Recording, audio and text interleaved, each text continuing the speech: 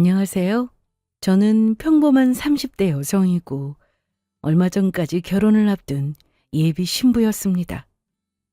연애 3년, 서로의 가족까지 알고 왕래도 하며 이제 막 결혼 준비를 시작한 참이었죠.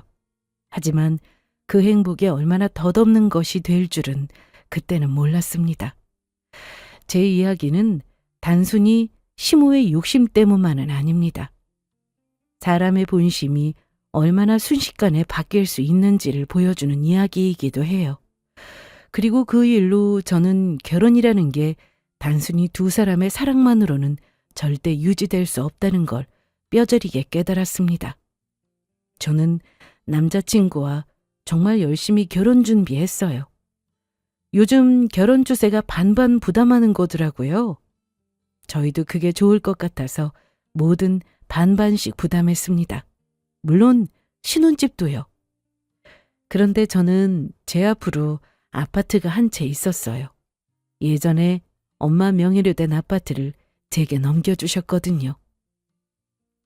그러다가 나중에 제 명의로 된 아파트가 있다는 사실을 알게 된 시모의 얼굴빛이 확 달라졌습니다. 그전에는 나름대로 괜찮은 사이였는데 제 앞으로 아파트가 있다는 걸 알게 된 후 조금씩 이상한 소리를 하기 시작했어요. 글쎄, 결혼하면 그 집도 결국 우리 아들 거 아니냐고, 공동명의로 돌려야 하는 거 아니냐는 식으로 이야기하더라고요. 미치지 않고서야 진심으로 하는 말일까 싶어서 그냥 농담으로 받아들였습니다. 그런데 그건 농담으로 하는 말이 아니었어요. 결혼식 날짜가 가까워질수록 시모의 욕심은 노골적으로 드러났고 급기야 저더러 그 아파트를 시누이에게 주라고까지 하셨습니다. 우리는 신혼집이고 뭐고 결혼 준비하는 데 있어서 어려움은 없지만 시누이는 힘들지 않냐면서 저더러 도와주라고 하더라고요. 그 말을 들은 순간 제 안에서 뭔가 확 무너져 내렸습니다. 엄마가 땀과 노력으로 일군 아파트를 예비 시누이한테 그냥 내어주라니요. 예비 시모의 말 한마디에 저는 결혼을 다시 생각하게 되었고 결국 결혼식 일주일을 앞두고 그냥 결혼 안 하겠다고 했습니다. 그 자리에서 예비 남편은 참다 못해 시모와 시누이에게 한바탕 난리를 쳐댔습니다. 둘이 왜 자신의 인생을 망치냐고 고래고래 소리쳤어요. 그날 이후 모든 게 끝났습니다. 그러면 지금부터 제게 있었던 이야기를 자세하게 들려드릴게요. 예비 시모와 어떤 갈등을 겪었는지 그리고 파혼까지 오게 된 과정을 모두 들려드리도록 하겠습니다. 우리는 직장에서 처음 만났습니다. 남자친구와 저는 같은 곳에서 근무하는 회사 동료 사이였어요. 남자친구는 늘 깔끔하게 옷을 입고 다니는 성실한 사람이었고 처음 인사할 때부터 예의가 바른 사람이구나 하는 인상을 받았어요. 말수는 적었지만 진중한 스타일이었고 주변 동료들이 남자친구를 향해 믿음직한 사람이라고 부르던 이유를 금세 알겠더라고요. 그렇게 자연스럽게 이야기를 나누다 보니 어느새 자주 만나게 되었고 식사도 함께하고 퇴근길에 커피 한잔하며 일상 이야기를 나누는 사이가 되었습니다. 시간이 흐르면서 남자친구와의 만남이 제 하루의 가장 큰 위로가 되었고 그 사람 역시 저를 진심으로 아껴준다는 걸 느낄 수 있었어요. 우리는 3년이라는 시간 동안 연애를 하며 서로의 가치관과 성격, 가정 환경까지 솔직하게 이야기했습니다. 그는 저와 비슷하게 평범한 집안에서 자랐고 자수성가로 지금의 자리를 만들어가는 사람이었어요. 그런 점에서 서로를 이해하고 존중하는 마음이 컸습니다. 그러다가 어느 정도 나이가 차서 결혼 이야기가 자연스럽게 오갔어요. 그리고 우리는 경제적인 부분에 대해 진지하게 대화를 나누었습니다. 우리 결혼 준비할 때 비용은 어떻게 부담하는 게 좋을까? 요즘은 많이들 반반씩 부담한다고 하던데. 그래? 그러면 우리도 그렇게 할까? 나는 반씩 부담하는 거 괜찮아. 그럼 신혼집이든 혼수든 다 반반씩 부담하자. 그래야 계산이 깔끔할 것 같고 불만 같은 것도 안 생길 것 같아. 남자친구의 말에 저는 고개를 끄덕였습니다. 맞는 말이었어요. 누가 더 많이 내느냐보다 서로가 똑같이 책임을 지고 출발하는 게 중요하다고 생각했어요. 주변에 결혼한 사람들 이야기 들어보니까 비용 문제로 말이 많더라고요. 또 요즘 예비 부부들의 흐름을 보면 반반씩 부담하는 사람들이 많더라고요. 결혼식 비용은 각자 모은 돈에서 반씩 부담하면 되는 거고, 신혼집은 같이 대출받아서 똑같이 갚으면 되니까 문제 없을 거라 생각했습니다. 오히려 이게 더 깔끔할 수도 있겠다 싶었어요. 그래서 우리는 신혼집과 혼수를 반반씩 부담하기로 약속했습니다. 경제적으로 서로를 의지하기보다 함께 짊어지기로 한 거죠. 양가 부모님도 우리의 의견을 전적으로 존중해 주셨습니다. 저희는 저희 힘으로 결혼하고 싶어서 양가 부모님께 별다른 도움은 받지 않기로 합의했어요. 저희 부모님도 그렇고 예비 시부모님도 그렇고 그 부분을 매우 기특하게 여기셨습니다. 도움이 필요하면 보태줄 수 있지만 저희가 괜찮다고 우리 둘이 함께 충분히 해나갈 수 있다고 했더니 그럼 그렇게 하라면서 응원해 주셨죠. 또 앞으로 뭐든 반반씩 부담해서 준비할 거라고 하니까 그렇게 하라면서 존중해 주셨습니다. 특히 예비 시모가 제일 좋아하셨어요. 왜냐하면 예비 시모는 여자 쪽에서 남자한테 많이 의지하면 어쩌나 걱정하셨거든요. 아니, 나는 혹시라도 네가 우리 아들한테 많이 기대면 어쩌나 걱정했어. 괜히 우리 아들 등골만 휘는 거잖아. 그런데 뭐든 반씩 부담한다고 하니까 마음이 놓이네. 옛날이야 여자가 혼수하고 남자가 집장만 하는 거였지만 요즘은 어디 그러니? 젊은 사람들 보니까 너희처럼 반반씩 부담하더라. 이렇듯 예비 시모는 혹시라도 제가 남자친구한테 많은 것들을 바라고 요구할까봐 걱정했다고 했습니다. 왜 결혼해서 남편한테 의지하고 사는 여자들 있잖아요. 어떤 사정이 있어서 주부로 지내는 게 아니라 결혼했으니까 일하기 싫어서 바로 관두고 집에서 놀고 먹는 여자들이요. 살림도 제대로 안 하는. 예비 시모는 텔레비전 프로그램을 볼 때 문제 있는 부부들에 관한 영상을 자주 시청했는데 거기서 남편한테 얹혀 살면서 살림도 제대로 안 하고 남편만 죽어라 희생하는 영상을 봤나 봐요. 덜컥 본인 아들도 저렇게 사는 거 아닌가 걱정했나 보더라고요.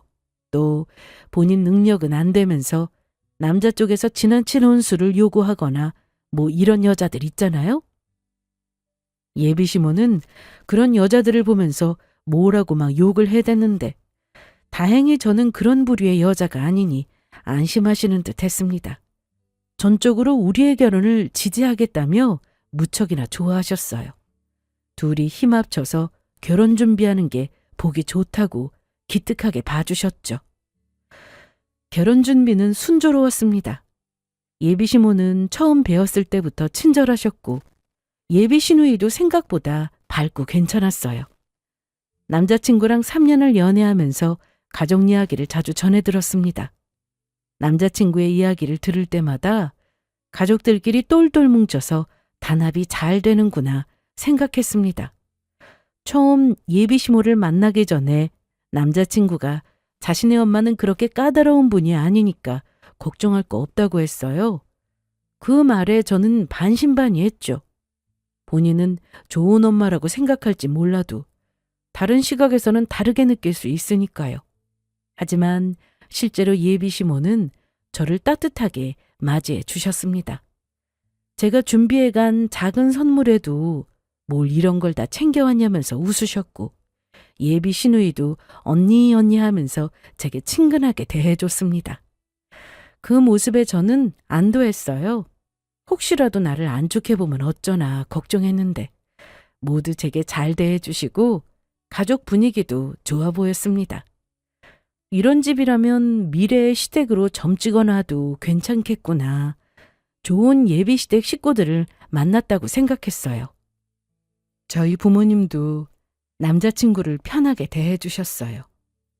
그렇다 보니 우리는 3년 동안 연애하면서 서로의 집에서 자주 왕래하며 양쪽 부모님과 시간을 보내고는 했습니다.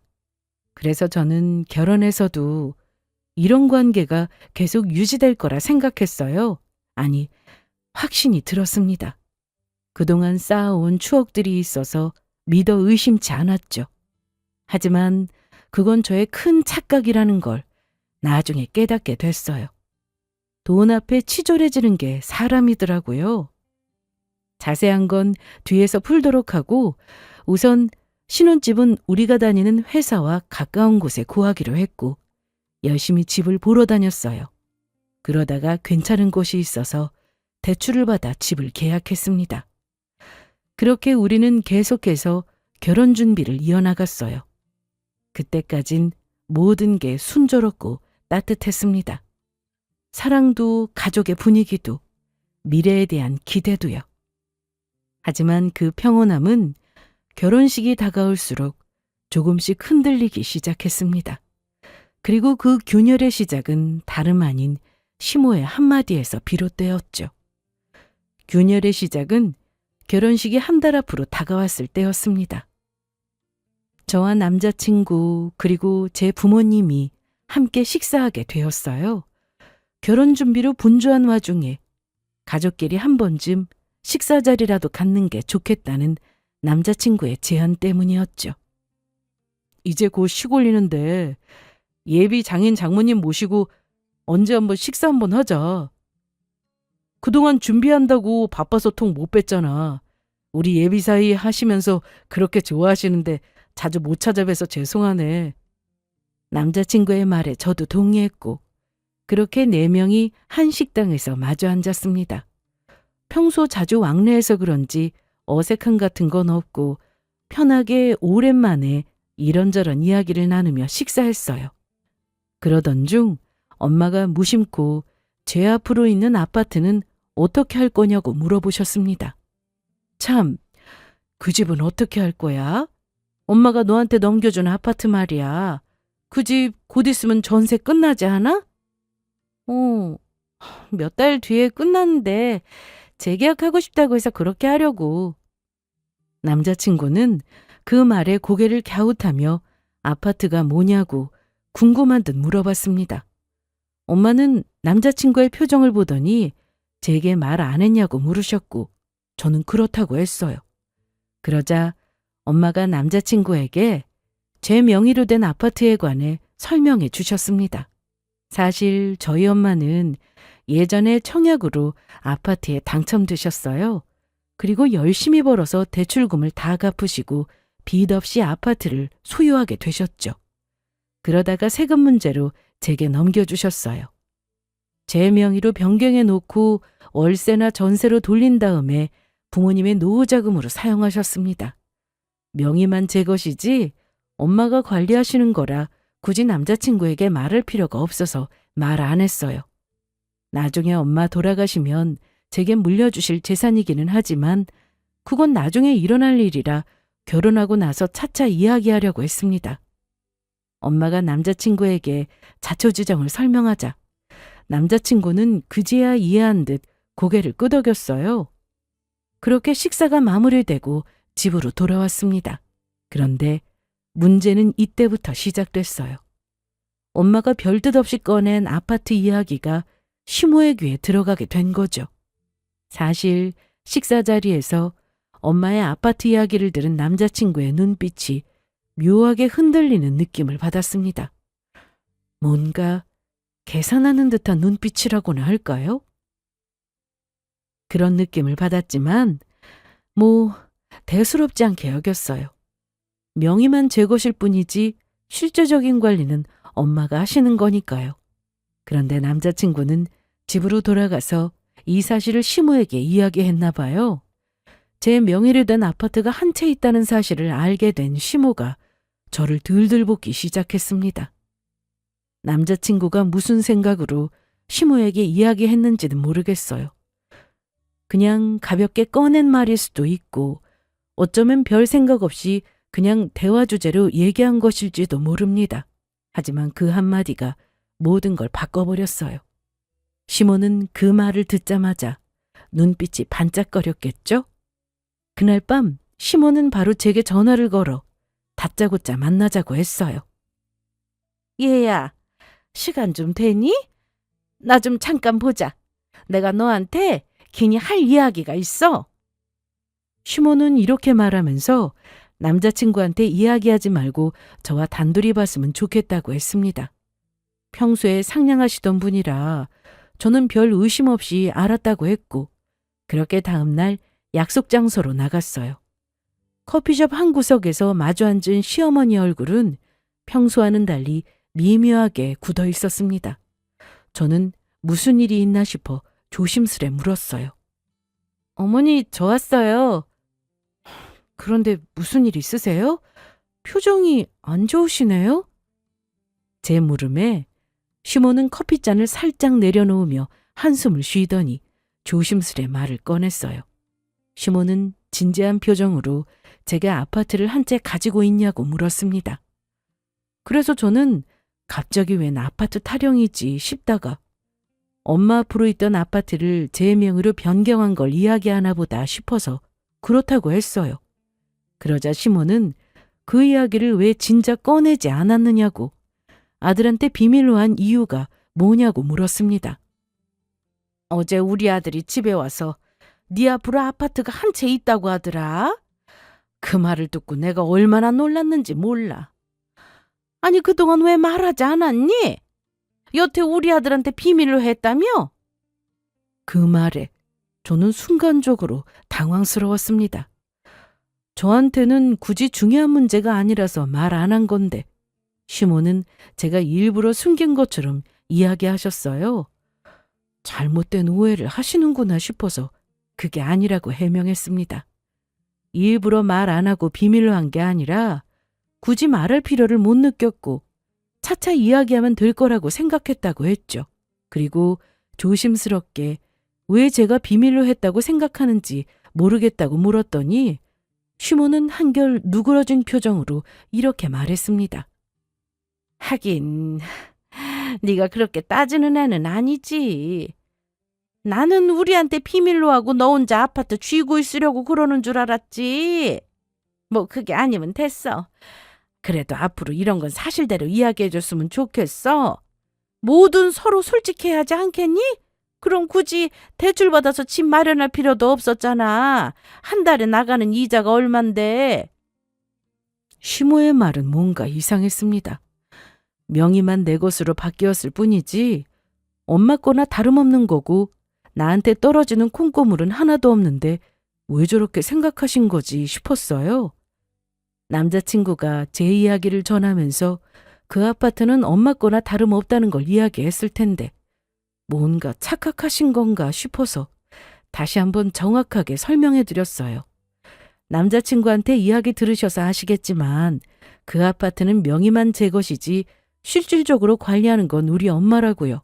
그래서 굳이 말할 필요를 못 느꼈다고 했습니다. 그러자 시모는 의미심장한 미소를 지으며 제 눈을 똑바로 바라봤어요. 그래도 명의는 네 거잖니. 시모의 말에는 알 수 없는 날이 서 있었습니다. 대체 내 앞으로 있는 아파트에 왜 이렇게 연연해 하시는 걸까? 의아스러웠고요. 그때까지만 해도 저는 그렇게 심각한 상황인 줄 인식하지 못했습니다. 단순히 확인 차원이라고 생각했어요. 하지만 다음에 이어진 말은 제 머리를 멍하게 만들었습니다. 결혼식 얼마 안 남았고 어차피 부부 될 테니까 이야기할게. 결혼하면 부부는 한 몸이야. 그건 법적으로도 그렇고 마음으로도 그래야 하지 않겠니? 그러니까 네 앞으로 있는 그 아파트 우리 아들이랑 공동명의로 바꾸렴. 네? 공동명의요? 그 한마디에 저는 순간적으로 귀를 의심했어요. 내가 지금 뭘 잘못 들은 건가 싶었어요. 그러나 제 앞에 앉아있는 시모의 표정은 너무나도 확고했습니다. 결국 그냥 꺼낸 말이 아니었어요. 그래서 저는 정신을 가다듬고 시모에게 그건 좀 아닌 것 같다고 이야기했습니다. 말씀드렸다시피 실질적인 관리를 모두 엄마가 하고 계신 상황이고 나는 단지 명의만 제 것으로 되어 있을 뿐인데 그걸 왜 남자친구랑 공동명의로 바꾸냐고, 뭐하러 그렇게까지 해야 하냐고 이해되지 않는다는 표정으로 말했어요. 그러자 시모는 제 말을 듣고도 고개를 저으며 단호하게 말했습니다. 그래도 명의는 네 거잖아. 법적으로 네 소유인 건 사실이잖니. 굳이 우리 아들이랑 공동명의 할 필요가 없다고 생각되겠지만 그건 잘못된 생각이야. 아까도 말했지만 부부는 한 몸이나 마찬가지라니까. 너희 결혼 준비하면서 모든 반반씩 해결했잖아. 그러면 아파트도 공동명의로 돌려야 하는 거 아니니? 실질적인 관리야 사부인이 알아서 하시는 거고 명의만 공동으로 바꾸자는 거지. 어차피 나중에 사부인이 너한테 물려줄 거 아니겠니? 혹시 모르니까 미리 대비하자는 뜻이야. 시모는 제게 말도 안 되는 억지를 부렸습니다. 결혼 준비하면서 모든 반반 부담하는 거랑 아파트 명의랑 무슨 상관이 있을까요? 말도 안 되는 소리에 머리가 다 어질거렸어요. 내가 지금 이런 이야기를 왜 듣고 있어야 하나 싶더라고요. 어느 정도 말이 되는 이야기라면 그렇다고 들어볼 텐데 전혀 설득력 없는 쓸데없는 소리만 해대니까 짜증도 나고 당황스럽기도 했어요.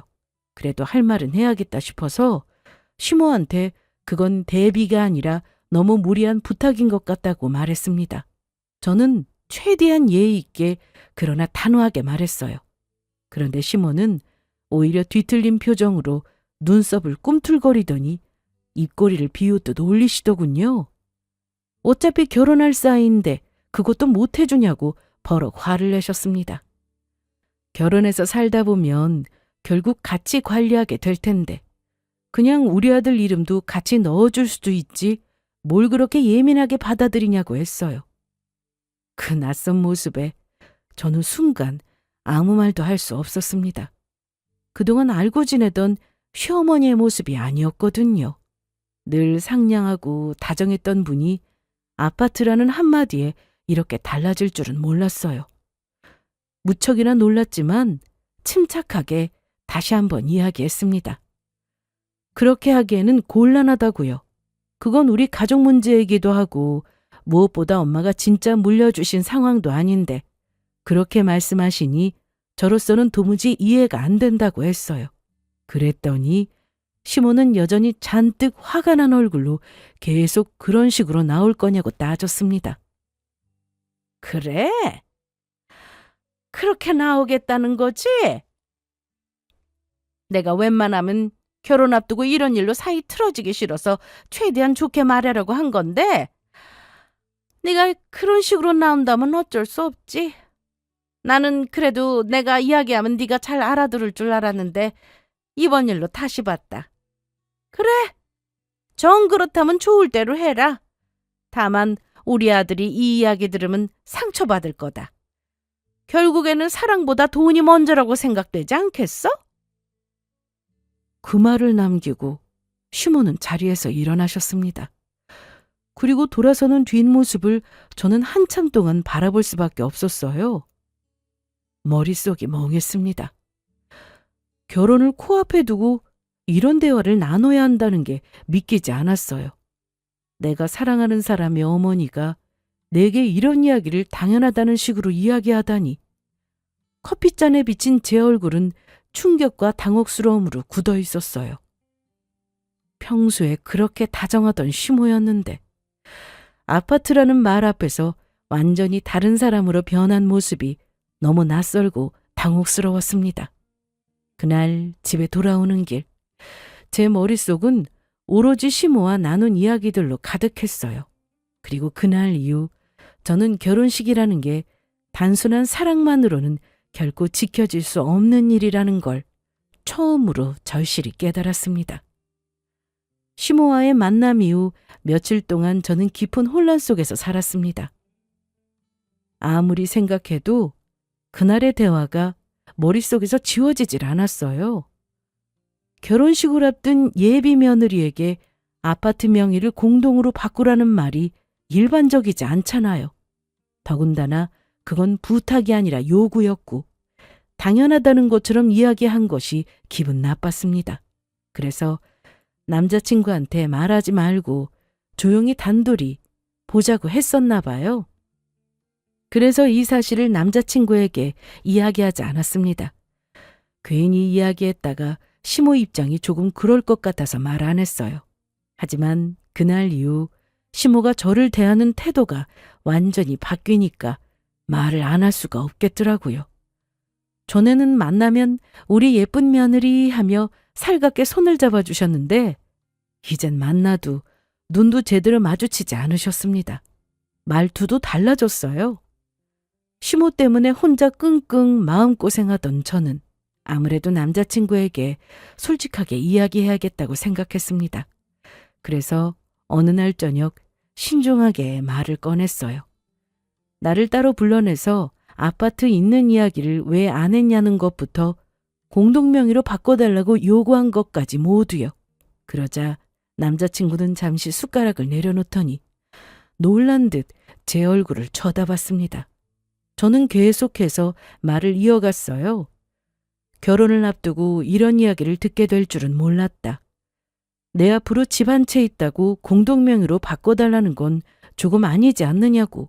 또 그렇게 변하실 줄은 몰랐다고 했어요. 아무리 생각해도 이건 아니지 않냐고.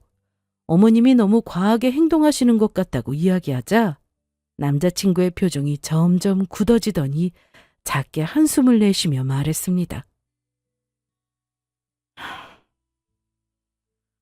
그게 그렇게 어려운 일이야? 뭐? 지금 내가 잘못했다는 거야? 그 한마디에 저는 가슴이 철렁 내려앉았어요. 남자친구의 굳어진 표정은 시모가 아닌 저를 향하고 있었습니다. 그러면서 남자친구는 제게 시모와 같은 이야기를 해댔어요. 정말 시모랑 똑같은 표정으로 뭘 그렇게 민감하게 반응하냐. 그러는 것도 피곤하지 않냐고. 그냥 시어머니 말대로 좋게 공동명의로 바꾸면 되는 문제 아니냐고. 쉽게 해결할 수 있는 일을 네가 어렵게 만든 거라고 했습니다. 본인도 부부는 결혼하면 한 몸이라는 걸 동의한다면서요. 남자친구의 말이 너무도 차갑고 냉정하게 들렸습니다. 제가 생각했던 대답이 아니었어요. 저는 남자친구가 이렇게 이야기할 줄은 전혀 예상하지 못했습니다. 그래서 어떻게 말을 그렇게 할 수 있냐고.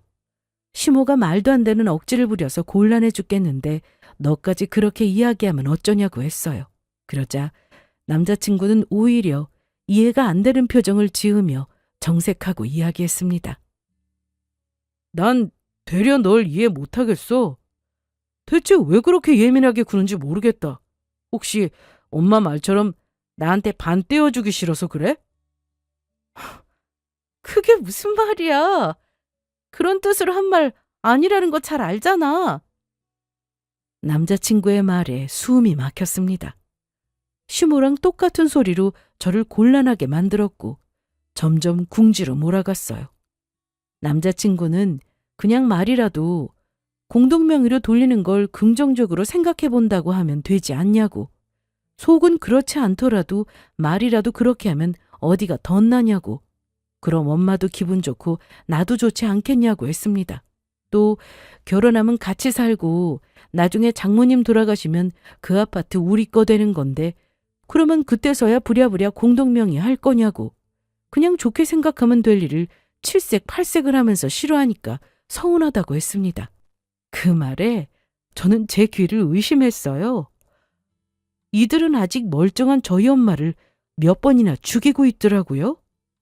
언제 물려받을지 모르는 그 순간을 계속해서 끄집어내며 상기시켰고 돌아가시면이라는 말이 너무도 쉽게 흘러나왔습니다. 남자친구의 머릿속에는 나중에 그 아파트가 자신의 것이 된다는 생각이 자리 잡은 듯 했어요. 그리고 저는 그때 느꼈습니다. 이 사람도 그 어머니도 다르지 않다는 걸요. 그동안 힘든 상황에도 서로 의지하며 살아가자고 약속했는데 이제 와서 사랑보다 계산이 앞선 사람처럼 변해버렸어요. 그 말 진심으로 하는 말이냐고 떨리는 목소리로 물었지만 남자친구는 제 시선을 피하며 현실적으로 하는 말이라고 했습니다. 그렇게 제 마음은 큰 상처를 입게 됐어요. 혹시나 내가 이기적인 걸까 싶어서 남자친구의 입장에서 몇 번이고 생각해봤지만 아무리 생각해도 서운해하는 부분을 이해할 수 없었습니다. 이때 제 기분은 마치 남자친구에게 크게 배신당한 기분이었어요. 평생 믿고 의지할 사람이라고 생각했는데 아파트 문제로 이렇게 달리 행동할 줄 몰랐습니다. 정말 이해가 안 됐어요. 그깟 아파트가 뭐라고 이렇게까지 행동해야 하는 걸까? 시모도 그렇고 남자친구도 그렇고 아파트 이야기가 나오기 전까지는 정말 괜찮았습니다. 그런데 제 명의로 된 아파트가 한 채 있다는 사실을 안 순간부터 둘의 행동이 너무도 낯설었어요. 어떻게 사람이 아파트에 흔들릴 수 있을까 싶으면서 크게 실망하게 됐어요.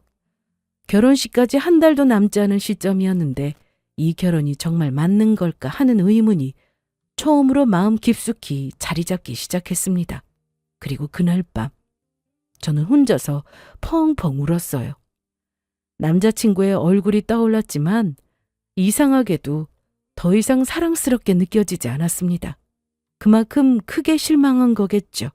하지만 이보다 더 큰 일이 저를 기다리고 있었습니다. 결혼을 앞두고 예비 남편의 말에 크게 실망한 지 며칠 뒤였어요. 그날은 주말이었고 하루 종일 머리가 복잡했습니다. 결혼해야 하나 아니면 이쯤에서 멈춰야 하나 마음이 오락가락하던 그때 낯익은 번호로 전화가 걸려왔어요. 바로 예비 시모였습니다. 예비 시모는 지난번 일과 관련해서 할 말이 있으니 보자고 했는데 예감이 좋지 않았습니다.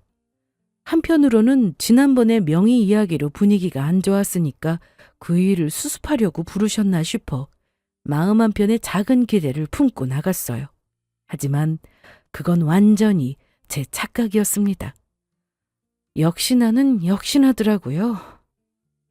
카페 구석 자리에서 저를 기다리던 시어머니의 표정은 뭔가 비장해 보였습니다. 저를 보자마자 아무렇지도 않게 이런 말을 꺼냈어요. 그때 그 아파트 말이야. 생각해봤는데 우리 아들이랑 공동명의로 하는 게 어렵다면 그 집을 예비 시누이한테 주는 건 어떻니? 우리 딸도 내년에 결혼하잖아.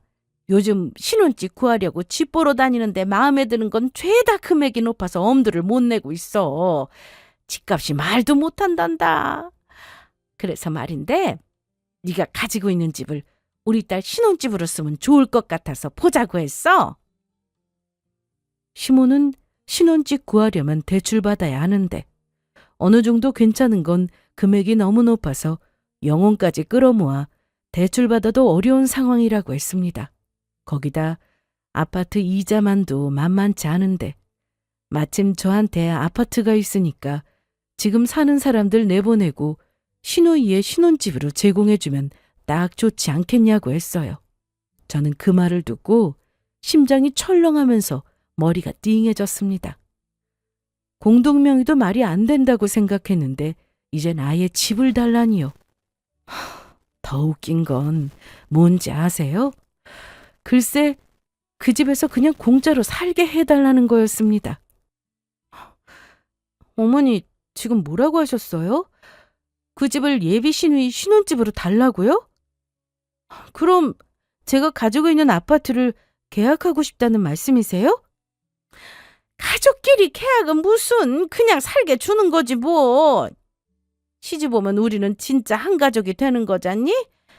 한 집안 식구끼리 서로 도우면 좋지. 안 그래? 그 집에 지금 세입자 있다며. 곧 있으면 계약 끝나고 그러면 그 사람들 내보내고 신우이 결혼하면 거기서 살게 해. 너희는 대출받아서 괜찮은 집 구했고 둘 다 벌이가 좋아서 얼마든지 갚을 능력이 있지만 네 신우이는 그렇지 못하잖니. 그럼 계약금 없이 그냥 공짜로 집을 내어달라는 거예요? 그래! 그 정도는 해줄 수 있지? 저는 말을 잇지 못했습니다. 속이 부글부글 끓어오르는데 시어머니는 제 표정도 모른 채 계속 자기 말만 이어갔어요. 지금은 경제적인 상황이 안 좋아서 그냥 사는 거지만 나중에 형편 좋아지면 그때 얼마라도 줄 수 있는 거 아니겠냐고. 아파트 가지고 있는 새언니 덕을 이럴 때 보는 거지 언제 보겠느냐고. 그 정도는 얼마든지 해줄 수 있는 거 아니냐고 했습니다.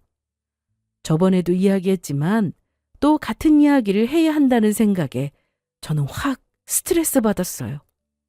전보다 훨씬 정색하고 그 집은 제 집이 아니라고 몇 번을 이야기해야 하냐고. 그냥 명의만 내 거지 그 집은 엄마 집이라고. 내가 뭘 할 수 있는 게 없는데 왜 자꾸 나한테 집 타령하냐고 따졌습니다. 거기다 그 집을 부모님의 노후자금으로 사용하고 있는데 그걸 신우이한테 공짜로 주면 우리 부모님은 뭐 어쩌라는 거냐고. 부모님 노후 때문에 세입자를 내보낼 수 없다고 했어요. 저번에 공동명의 해달라는 말도 황당했는데 신우이한테 그냥 공짜로 달라는 말은 진짜 경악할 수준이었습니다. 그 당당하고 뻔뻔한 태도에 오만정이 탈탈 털렸어요. 문제는 정작 본인들은 자신들이 뭘 잘못하고 있는지 모른다는 거였습니다. 미안하고 부끄러운 줄 알아야지. 되려 제 말에 기분이 팍 상해서는 표정이 싸늘하게 굳었어요. 잠시 저를 노려보더니 한숨을 길게 내쉬며 이렇게 말했습니다. 그 집 없으면 네 부모님은 굶어 죽니? 길거리에 나앉기라도 해? 그런 거 아니잖아. 얼마든지 먹고 살 수 있는데 그것 좀 이해 못 해줘? 시모는 사람이 융통성 있게 행동해야 한다고 했습니다. 그러면서 저더러 그렇게 꽉 막혀서 결혼 생활 제대로 할 수 있겠냐고. 부부가 되면 재산도 함께 쓰는 거고 가족이 생기면 나눠야 하는 거라고 했어요. 이로써 제가 알던 인자한 시모는 멀리 멀어졌습니다. 그동안 가면을 쓰고 저를 대한 게 확실해졌죠. 그동안 따뜻하다고 생각했던 미소, 상냥한 말투가 전부 가식이었습니다. 그 모습에 이 결혼 아무리 사랑해도 절대 하면 안 되겠다고. 사랑보다 더 무서운 게 욕심이라는 걸 그때 뼈저리게 깨달았습니다. 그래서 저는 시간 끌 것도 없이 바로 그 자리에서 모든 관계를 정리해야겠다고 생각했어요. 그래서 시모한테 잠시만 기다리라고 하고는 바로 남자친구한테 전화를 걸어 당장 저와 시모가 있는 카페로 오라고 했습니다. 그리고 얼마 후 남자친구가 카페에 들어왔고 그걸 본 시모는 뭐하러 바쁜 애를 오라고 불렀냐고 하길래 중요하게 할 말이 있어서 오라고 한 거라고 했어요. 그렇게 세 사람이 모인 순간 저는 미련 없이 파혼을 선언했습니다. 다 모인 자리에서 이야기할게요. 저 이 결혼 안 해요. 뭐? 그게 무슨 소리야? 결혼을 안 한다니. 지금 파혼이라도 하자는 거야? 너 제정신이니? 결혼식이 코앞인데 이게 무슨 경우야? 저의 폭탄 발언에 두 사람은 한껏 당황한 얼굴로 갑자기 파혼은 무슨 파혼이냐고 난리를 쳐댔습니다. 그래서 저는 왜 파혼을 선택할 수밖에 없는지에 관한 이유를 설명해 줬어요. 우선 본인들 것도 아니고 우리 가족이 가지고 있는 아파트를 자신의 것처럼 생각하고 계산적으로 빼앗으려고 한 행위를 꼬집었습니다. 어느 정도 이해되는 수준도 아니고 말도 안 되는 소리를 아무렇지 않게 억지 부리니까 마음이 확 식어버렸다고 했어요. 두 사람을 떠올리면 가슴이 답답하고 날 배려하지 않고 이기적으로 구는 남자친구의 목소리를 들으면 예전처럼 설레지 않게 됐다고 했습니다. 그동안 결혼이라는 두 글자에 매달려 사랑이라는 이름으로 이해하려고 애써왔지만 결국 이렇게 몰상식한 당신들과 가족이 된다는 게 너무도 싫어서 결혼할 수 없다고 했어요. 단호한 제 표정에 남자친구는 그제야 상황의 심각성을 느끼고 부랴부랴 저를 어르고 달래서 설득하려고 했습니다. 내가 언제 이기적으로 굴었다고 그래. 그런 게 아니야. 나는 그런 뜻으로 한 말이 아니라 그냥 엄마가 그러시니까 속상한 마음에 그냥 한 말이지. 진짜 그렇게 생각해서 한 말은 아니었어. 그냥 한 말이라고? 농담이라도 그런 말은 나한테 하면 안 되는 거 아니야? 개념도 개념이지만 이건 예의 문제야. 결혼 전에도 이렇게 행동하는데 결혼해서는 어떻겠니? 하나를 보면 열을 한다고 하잖아? 난 이번 일로 너랑 네 엄마한테 너무 실망했어. 그래서 조금도 엮이고 싶지 않아. 남자친구에게 이건 절대 그냥 하는 말일 수 없다고 했습니다. 누가 봐도 예비시모가 말을 잘못한 건데 그건 아무렇지 않게 넘기고 여자친구인 나한테 뭐라고 할 수 있냐고. 벌써 신뢰가 깨졌는데 결혼은 무슨 결혼이냐고 했습니다. 남자친구는 자신의 엄마와 눈빛을 교환하더니 제 눈치를 살피면서 어떻게든 설득하려고 했었어요. 저더러 너무 극단적으로 받아들이지 말라고 했습니다. 사람이 살다 보면 서로 도와야 하는 거 아니겠냐고. 본인은 저를 정말 가족으로 생각하고 그렇게 받아들였기 때문에 그랬던 거라고 했어요. 그리고 옆에 있던 남자친구의 엄마까지 나서서 맞장구 쳤습니다. 그래! 우리가 너를 진짜 가족으로 생각해서 그랬던 거지. 오히려 네가 우리를 가족으로 생각하고 있지 않은 것 같네. 어차피 나중에 결혼하면 결국 한 식구 되는 건데 미리 서로서로 돕고 나누고 그렇게 똘똘 뭉치면 좋은 거 아니니? 둘은 또다시 가족이니까 이렇게 한 거라고 말도 안 되는 소리를 해댔습니다. 이건 명백한 가스라이팅이에요. 둘은 제게 가스라이팅하면 제가 넘어갈 줄 알았나 봐요. 하지만 저는 그런 말에 쉽게 휘둘리지 않습니다. 그래서 결혼하면 한 가족이 되는 건 맞지만 가족이라고 해서가 마냥 다 허용하고 받아들이는 건 아니라고. 가족 간에도 지켜야 할 선이라는 게 분명 존재한다고 했습니다. 또 가까운 사이일수록 더욱 소중하게 생각하고 존중하는 게 맞지 않냐고. 괜찮은 관계였다가 내 앞으로 아파트가 한 채 있다는 말에 달라진 거 아니냐. 이것만 봐도 결국은 가족보다 돈이 먼저인 거 아니냐고. 두 사람의 시커먼 속내가 너무도 잘 보여서 진절머리가 난다고 했죠.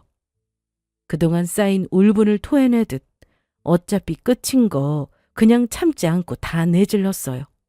무슨 거지도 아니고 내가 가지고 있는 아파트에 빌붙을 생각만 하냐고. 무슨 빈대 가족인 줄 알았다는 말까지 서슴지 않고 날렸습니다. 그러자 당황스러워하던 표정은 온데간데 없이 사라지고 두 사람의 얼굴은 울그락불그락 이상하게 변하더니 결국 참다 못한 남자친구의 엄마가 자리를 박차고 일어나서 제겐 누구더러 빈대냐고 삿대질까지 해대며 핏발을 세웠습니다. 뭐 빈대? 너 지금 우리한테 빈대라고 했어? 이게 감히 누구더러 빈대래? 그러게 말이 너무 심하네. 아무리 그래도 그렇지 엄마랑 나한테 그렇게 말하는 건 아니지? 그래? 난 사실을 말한 것뿐인데. 그리고 그동안 두 사람은 이것보다 더한 말도 했잖아요. 내 아파트를 공동 명의로 해달라고 하질 않나. 그냥 공짜로 시누이 신혼집으로 주라고 하질 않나. 이건 뭐 정상적인 말이니? 두 사람도 나한테 하지 말아야 할 말을 다 쏟아냈다고. 정말 카페에 있던 사람들이 다 쳐다볼 정도로 저와 남자친구 그리고 남자친구의 엄마는 아랑곳하지 않고 소리를 높여가며 한참 동안 실랑이를 벌였습니다. 그 둘은 끝까지 자신들의 잘못을 인정하지 않았고 그저 제게 어떻게 그런 말을 할 수 있냐고, 겨우 이까진 일 때문에 파혼하자는 말을 할 수 있냐고, 사랑하는 마음이 겨우 그 정도밖에 안 됐냐면서 저를 나쁘게 몰아갔고 저는 정신 똑바로 차리고 그런 둘을 상대했습니다. 신혼집이며 뭐며 다 준비된 상황에서 결혼식이 불과 며칠 안 남은 상황에서 파혼을 결정하는 게 결코 쉬운 일이 아니라고 했어요. 누구는 좋아서 파혼하자는 말을 했겠냐고. 나도 되도록 이해하려고 노력했는데 도저히 두 사람을 감당할 수 없어서 이러는 거라고 했습니다. 결혼을 코앞에 두고 파혼해서 속상하지만 한편으로는 다행이라는 생각도 든다고 했어요. 결혼해서는 이것보다 더한 상황이 펼쳐질 것 같다고 했죠. 아무튼 둘이 뭐라고 떠들던 나는 파혼하기로 마음먹었으니까 그렇게 알라면서 카페를 나왔습니다. 그리고 곧장 부모님께 이 사실을 전하면서 펑펑 울었어요. 사실은 부모님이 이 사실을 하시면 속상해 하실까봐 아무 말도 못하고 저 혼자 끙끙거렸거든요. 그러다가 파혼을 결심하고 나서 그동안 있었던 모든 일을 다 말씀드렸더니 저처럼 어이없어 하시면서 노발대발 하셨습니다. 물론 속상해 하셨지만 다독이며 잘 선택했다고 그런 집이랑은 미련 없이 단번에 선을 그어야 한다면서 제 파혼을 응원해 주셨어요. 그렇게 우리 가족은 파혼을 또 하나의 기회로 생각하고 받아들였고 남자친구 쪽은 망했다는 쪽으로 받아들이게 됐습니다. 괜히 욕심부리다가 저를 놓치게 됐으니 말이에요. 그렇게 저는 그날로 파혼 통보서를 정식으로 보냈습니다. 결혼식장에서 입을 드레스도 예식장 계약금도 이젠 아무 의미가 없었어요. 다만 한 가지 후회 없는 건 그 집안의 진짜 민낯을 결혼 전에 봤다는 사실이었어요. 사람은 위기나 돈 앞에서 진짜 모습이 드러난다고 하잖아요. 저는 그걸 똑똑히 봤습니다. 그리고 그 덕분에 제 인생을 지킬 수 있었죠. 그런데 여기서 더 구질구질한 건 그들의 파혼의 책임을 제게 넘기고 싶어 했다는 겁니다. 정말 끝까지 본인들의 잘못은 조금도 모르는 인간들이었어요. 제가 먼저 파혼하자고 했으니 모든 위약금은 알아서 해결하라고 했고 결국 소송 싸움으로 한동안 골치 아픈 시간을 보내야 했습니다. 하지만 제 증거가 워낙 탄탄해서 결국은 그들이 많은 것들을 책임지며 해결됐어요. 정말 마지막까지 사람을 질리게 했습니다. 저는 이 일을 겪고 나서 사랑보다 더 중요한 게 존중이라는 걸 배웠습니다. 결혼은 사랑만으로 선택해서는 안 돼요. 서로를 너무도 사랑해서 어찌어찌해서 결혼했다고 치더라도 사랑 말고 따라오는 많은 것들이 받쳐줘야 비로소 안정된 결혼 생활을 이어갈 수 있는 겁니다. 그래서 결혼은 둘만의 사랑이 아니라 가족과 가치관이 얽힌 세상 전체와의 만남인 것 같아요. 지금 저는 파혼을 조금도 후회하지 않습니다. 한때 그 사람을 사랑했던 순간을 여전히 소중히 여기고 사랑하기는 해요. 하지만 그 사람에 대한 미련 같은 건 눈꽃만큼도 남아있지 않습니다. 하지만 그는 땅을 치고 후회하고 있을 거예요. 그냥 가만히 있으면 어련히 엄마의 아파트를 나눠 가질 수 있을 텐데 괜히 성급하게 욕심부리다가 일을 망쳐버렸으니 얼마나 아쉽겠어요? 저는 나중에 엄마에게 아파트를 온전히 물려받으면 사랑하는 사람과 지혜롭게 사용하고 나누려 했습니다. 그런데 그걸 남자친구 본인과 그의 엄마가 망친 거예요. 그 덕분에 저는 제 인생을 되찾았다는 생각으로 매일 자유롭게 지내고 있습니다. 혹시 여러분도 누군가의 탐욕이나 이기심 앞에서 자신을 잃어가고 있다면 용기 내어 도망치세요.